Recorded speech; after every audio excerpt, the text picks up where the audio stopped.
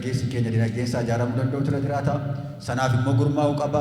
Gurmaa'ee immoo potenshaala naannoo isaa jiru adda baafatee osoo hojii hin tuffatin aadaa hojii qabu kabajee sanaan jechuudha hiyyummaaf boodattafummaa keessaa ba'uun waan irra jiraatuutii fi kanaaf mootummaan keessa mootummaa gaaffiif dinagdee, gaaffii siyaasaa, gaaffii eenyummaa lakkaa'ee uummata isaaf dargaggeessa isaaf deebisaa jiru ta'uusaa sirriitti odeeffannoo qabaachuun gaariidha. Dargaggeessi humna qaba, dargaggeessi biyya, dargaggeessi jabina guddaa qaba waan ta'eef tokko ta'anii aadaa isaaniidhaaf amantaa isaaniitti qabamanii jireenya biyya isaanii jijjiiru, nageenya keessatti qooda fudhachuu, biyya kana boqonnaa haaraa akka isheen jiraattuuf yaada gaarii qabaachuu, wanta ta'aa jiru moo lakki nu kun nu madaalu jedhee nu kun bakka nu bu'u nagaa barbaanna jedhee ambasaaddira nagaa ta'ee dargaggeessi keenya biyya isaa keessatti ambasaaddira nagaa ta'ee bu'aa biyya kanaa ta'ee biyya kana ceesuu keessatti qooda fudhachuu danda'u qabna. Kaleessa dheengaddaa abdii kutannaadhaan ani jijjiiramu an naman ta'u ani waan akkasii hin danda'u gochuu hin danda'u humna isaan qabu isa jennu dhiisnee hiyyummaa kana keessaa ba'uu nan danda'a jennee abdii guutuudhaan gurmaa'insa irratti ijaaramnee gurmoofnee ijaaramneetu